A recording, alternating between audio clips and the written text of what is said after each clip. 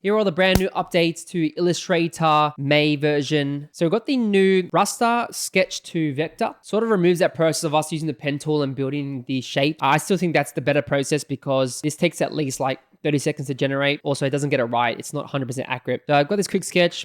What you can do is just click remove background, and then we're going to use concept to vector. I just did a quick pen sketch. You could use a pencil or other colors. And so we've got this now. I'm just going to duplicate this. Once you go into concept to vector, you can just select which one you want, whether it's geometric, line art, etc. I'm going to click geometric, and then you have control over how much you want it to be matched to the reference. So you can have it exact or a bit less. So I'm going to keep it on just more, and you can also turn raster output on if you don't want it to be a vector. Then choose your model. I'm just going to use Nano Banana Pro. Shows you the credits, and then I'll click generate, and then you'll see how it turns this quick sketch that I did into a vector. Did a pretty good job. You can see my sketch is pretty rough, but I can scale it down, scale it up, and you can see it's pretty close. Obviously the beak looks a bit longer, pretty decent. And so you can, this corner was sharp, but it sort of made this like bent a bit more. So not as clean as you would think, but yeah, the cool thing is we can start to edit it, and it tells you it's a generative object in the top left corner, and then we can double click in here and like change the colors, and you can see it has a little symbol, so it tells you it was generated. Let's see how clean the vectors are. You can see there's a lot of, the top one's okay, but the bottom here's got a lot of vector points, which we don't want, so I would go in here and clean that up. But if I were to use a pen tool, like I would have just done like this, so it would have been cleaner from the start. So you can see minimal anchor points. So that's one thing that to keep in mind. It's not 100%. And then if you wanted to change this, we could actually like change it to, let's say we want line art. I can click generate, and it's going to change the design. And there we have it. You can see now it's changed it to a line art, which looks a bit more goofy. You can see it's all bent and messed up. And you can see in the property panel, it will show you that we've got the two options here. So we can just select back and forth. So that's kind of nice to be able to do that. And then you can use turntable, which I've shown in another video. But we can always go click the cog or go back to the prompts and change it up. So I used my kid's crayon and I did this one. And you can see it added some of those like artifacts, highlights and shadows. I didn't really want that. For this one, I selected 3 color, and it selected like 1, 2, and the red, the dark red and the light. So, and then I did this one as well. I removed the background and I did line art, and let's see if we like reflect. Let's try and reflect it and see what it's going to do. So we can see there we're doing like the mirror effect. So it looks like a butterfly type of thing. This use case it's kind of good if you want to do a mirroring, if it's just simple shapes. But yeah, I think overall it's pretty interesting. The next new feature is the rewrite feature. So we have a Lorem Ipsum text box here, and what you can do is click on it, and in the contextual taskbar you'll see rewrite. So I can click on that, and then I can put a prompt here and say make it friendly and write about space or whatever it is. And then I'm gonna click enter or click generate, and it will start to generate some text. So now you can see space, the final frontier, captivates our imagination and fuels our curiosity. From the twinkling stars of the vast galaxies, the cosmos invites us to explore its mysteries. Humans have always looked up, wondering about infinite possibilities beyond our planet. So you can see you've got friendly tone, pretty standard, and we can rewrite that. And you can also open the properties panel and go to the bottom, and you can see you've got the options here as well for quick actions. You can also translate. So if you want to do a different language, maybe let's do French. Now it's in French, which is cool. We can also translate it 3 different translations options. As you can see, it's got little bar down the bottom. Let's click done, for example.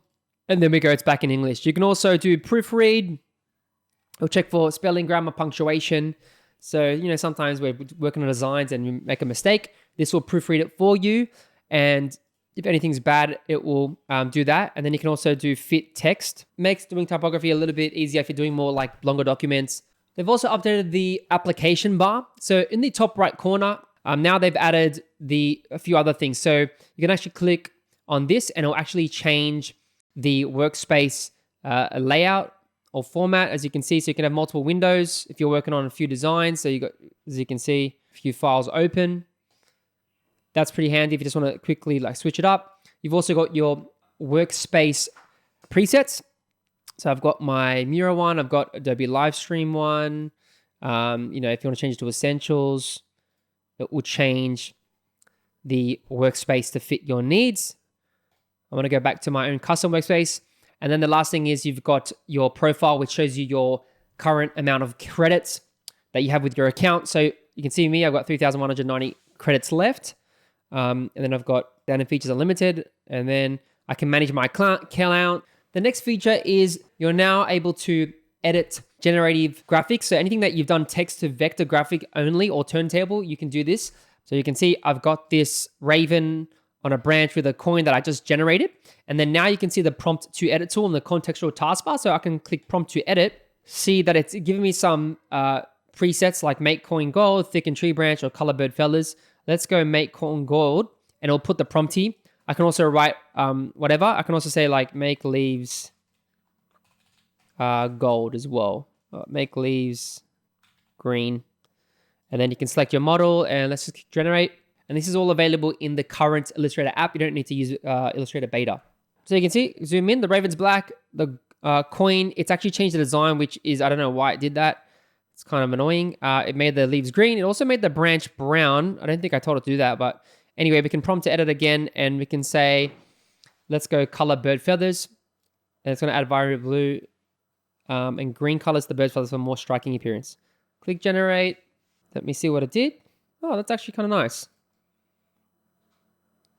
Yeah, it looks really good here, as you can see on these simple shapes, but I did start to add a few shapes in there. Like we can see here, if we zoom in, it's got some weird shapes here. And artifacting, like this should be like black, as you can see. So it's kind of good for something quick concepts. And it's pretty quick to do it, but yeah, I think play around with it. It's nice and easy to just quickly prompt things, duplicate, prompt to edit, and then we can always say do only 2 tones, gold and go pink and purple artwork. Let's see if this works. I'm going to use Nano Banana Pro for this one. Generate. And there we have it. Looks good. Nice. So recognize the light parts and the dark parts and put the lights inside the shape. So it's all outlined. But once again, like it does mess with the design. Maybe if you say keep all details the same, don't change the design, then you'll probably have to say that. And then once again, you can just go on the properties panel and then you can always go back to your last creation. So you can just select it and it will load that in, which is cool. And I'm pretty sure if you left click and drag it out, you can do that as well.